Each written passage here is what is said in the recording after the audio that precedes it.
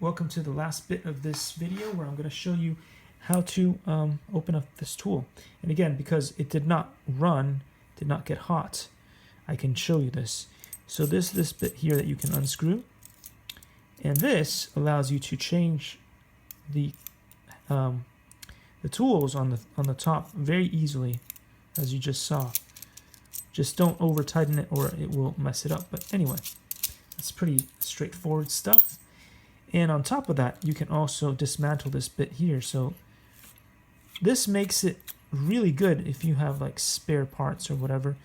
So easy to take this apart and change things. You can see how the whole system is set up here. And so if you did have a spare part, it'd be so easy to just change it out and run it. But for some reason it doesn't work and I don't know how to fix it. So there we are, and I'll see you all in the next one. Take care, guys. Hope you enjoyed this. Likey.